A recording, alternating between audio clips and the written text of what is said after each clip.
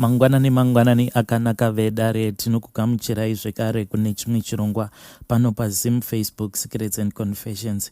Tadzoka zvekare nemamwe mamessages.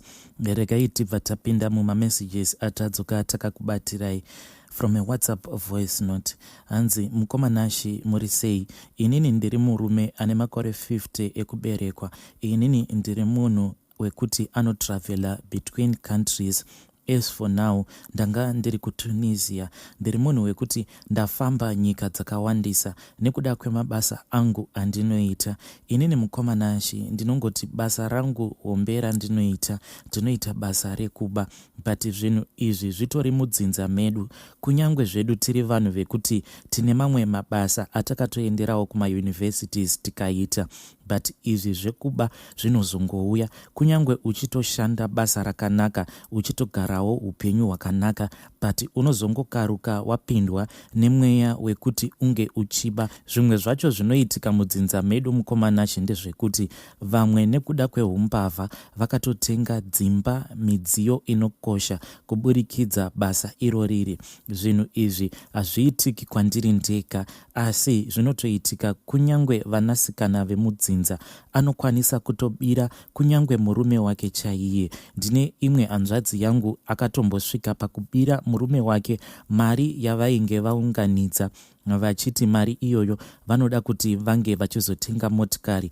But hanzvadzi yangu akabva atsvaka matsotsi ndokubva atipira matsotsi kuti vari munzira kuenda kunotenga motikari, ndokubva vabirwa mari iya. Nanhasi mukuwasha wedu haazvizivi kuti mari yavainge vachida kunotengesa motikari iyo yavakangokaruka varobhewa, mari iyoyo yainge yabiwa nehanzvadzi yedu iyeye. Ndichataura muchidimbu nekuti muviri wangu uri kudzimbikana mukomanashi.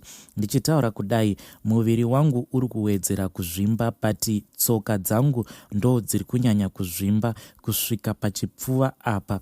Mukoma, inini ndichikura ndinorangarira kuti takatorwa nababa vedu ndokubva taendeswa kunyika yeMozambique, uko kwatakasvika tikabva tatemererwa nyora, uye ikoko ndiko kwatainge tichienda sedzinza, ende kunobvawo vamwe vedzinza redu ndokwavari kuMozambique ikoko. Saka taiwanzo kuenda kuMozambique each and every year tichienda kunosimbiswa. Takatanga kusimbiswa kubva tichiri vana vadiki kusvika takura, tainge tichingosimbiswa mabasa iwawo ekuba, kunyangwe zvedu tiri vanhu vakatodzidzawo zvembiri. Iniwo ndakati ndakwira ndege ndokubva ndaendawo kuMozambique uko kune dzinza redu. Ndainge ndafambira kuti ndinge ndichienda kuzonosimbiswa nekuda kwekuti pane dzimwe nyaya dzandainge ndichida kuzofambira, saka dzaida kuti ndimbotanga ndambosimbiswa. Saka I had to travel to Mozambique.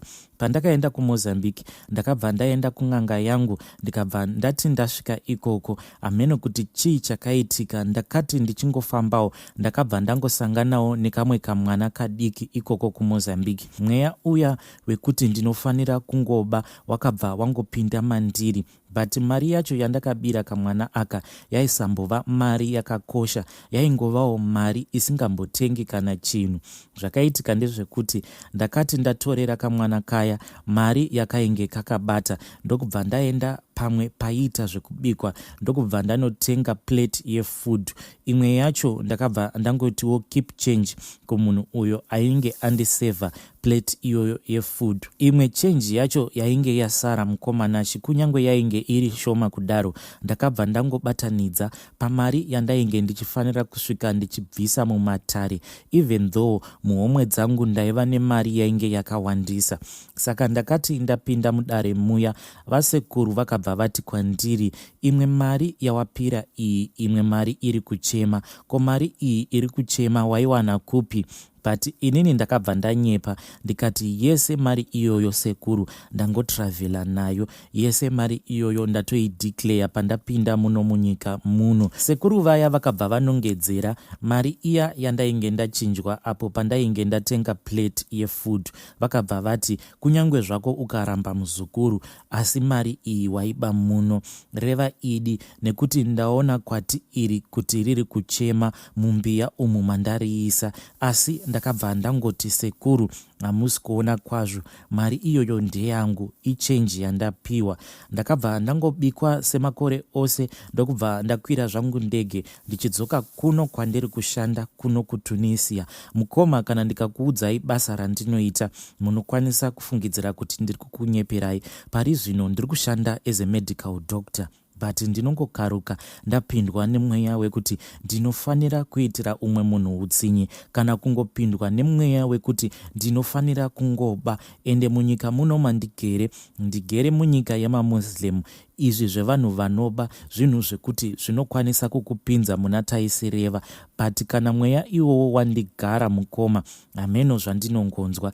Ndinonzwa kusagadzikana kusvika ndaba chacho chandinenge ndichida kuba. Dzimwe nguva ndinokwanisa kungobira angava ari koligi wangu, kunyange peni zvayo. Kana ndaba peni iyoyo ndinobva ndanzwa mwoyo wangu uchigadzikana zvino. Saka ndakati ndava kuno, zvinhu izvi zvakatanga ndiri pabasa. Ndo pandakangotanga kunzwa kungodzimbikana, ndichinzwa imwe pain pachest pangu. Muviri wangu ndo pawakatanga kuzvimba, zvakatangira kumakumbo zvichikwidza nekuchipfuva. Kuchipatara ndagara ndinoenda, but problem yacho, kunyange ndikaenda kumadzishamwari angu, problem yacho haisi kana kumboonekwa kuti iri kukonzereswa nechii. Ndakambozamawo kuti ndinge ndichidzoka kumusha ndokubva ndambofambawo kumachechi, asi ndiri kuudzwa kuti ndakagadzirwa pamari yandakaba pandainge ndiri kuMozambique.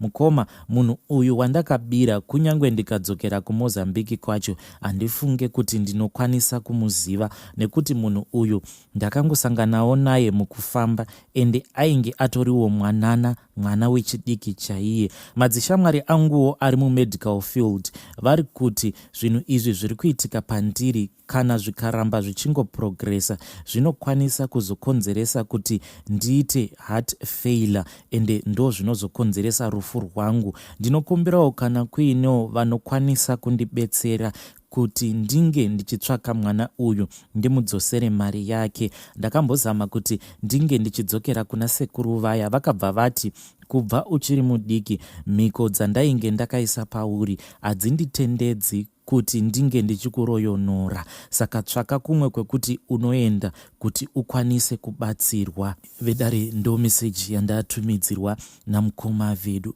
Zvakangooma hazvo veduwe. Hanzi I am a medical doctor, but ndine nguva dzekuti ndinongonzwa kuda kubira, kunyange shamwari dzangu, kunyange vanhu vandinoshanda navo, kungonzwa kuti munhu uyu ndiri kuda kungomubira peni yake chaiyo. Kana ndaba peni iya ndinobva ndanzwa mwoyo wangu uchigadzikana.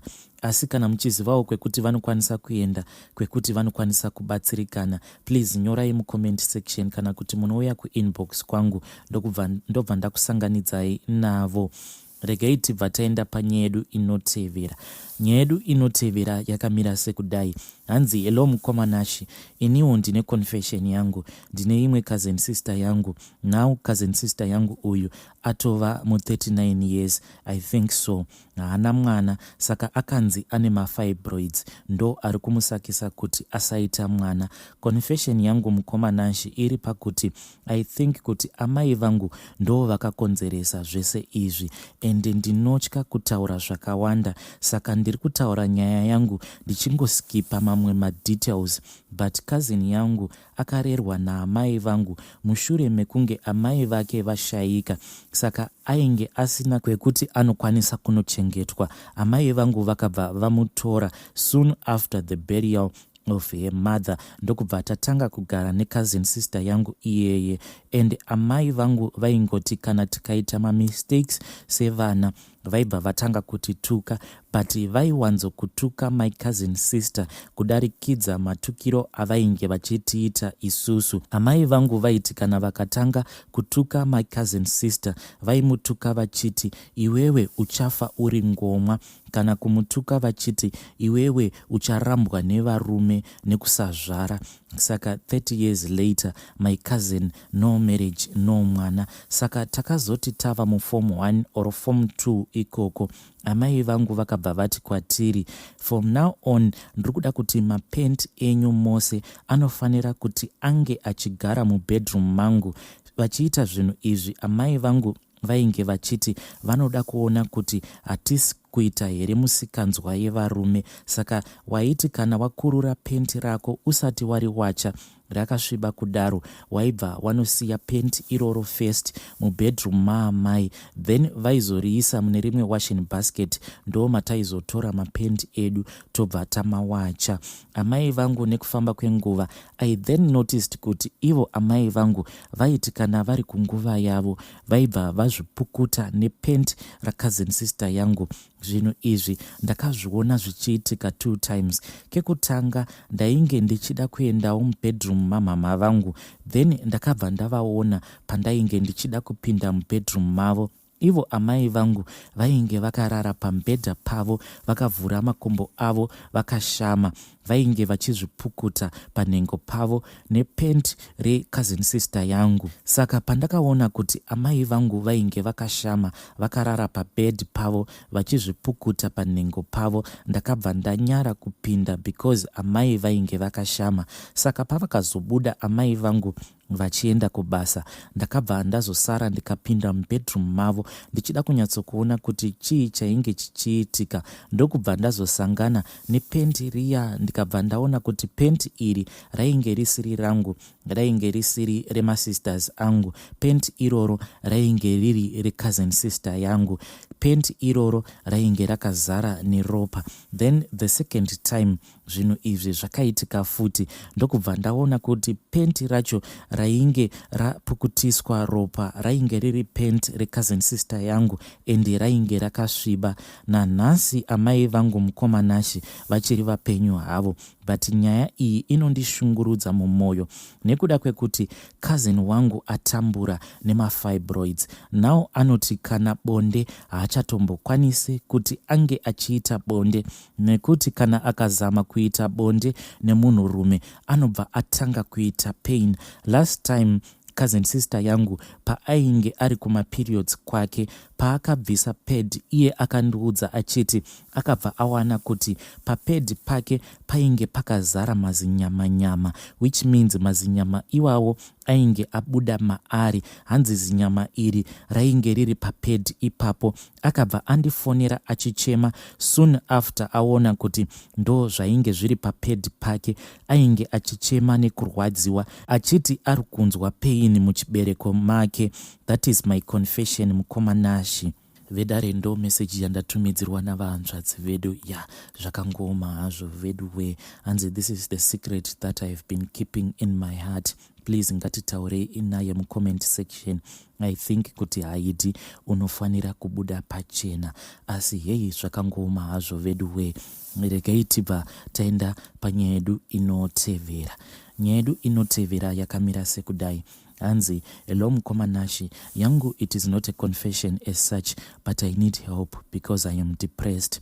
2012 ndakadanana nemurume akabva anditi vainge vakasiyana nemudzimai wake. Akatouya kumba achiti ari kuda kuona hama dzangu, achiti iye ainge achigadzirira mari yekuti ange achizondiroora.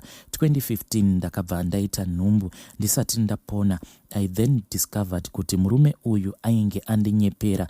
At that time ainge atodzokerana nemukadzi wake. Akabva ati iye kwandiri ari kuda barika. Ndikabva ndati inini handikwanise kuita barika. From time iyoyo ndakabva ndasiyana naye. Ainge asingadi kuchengeta mwana wake kana chii zvacho. And I then decided kuti inini ndinge ndichiuya kuSouth Africa ndikwanise kushandira mwana wangu. Paakaziva kuti inini ndainge ndauya kuSouth Africa, he started cursing me. The way that he was cursing me, ainge achiti iwewe aumbofa wakawana a steady relationship. And izvozvo it is now manifesting in my life. Mukomanashi handina relationship inolasta. Kubva zvandakaiswa this case nemurume uyu, ndinongosangana nevanhu vanenge vasiri serious, vanenge vari vanhu vanenge vachingoda zvema sleep over chete. Now I am 34 years. Ndogara here ndisina munhu wandinoti munhu wangu mulife mangu, cause I am tired nezvinhu izvi zvema sleep over each and every weekend. Ndamboedza kuenda kunobatsirwa but ndaneta inini. vedare ndo message yandatumidzirwa navahanzvadzi vedu. Please ngatitaurei navo mucomment section. Vadiwa vateereri, ndo mamessages andanga ndakakubatirai. Ngatisanganei zvekare mune zvimwe zvirongwa zvinotevera.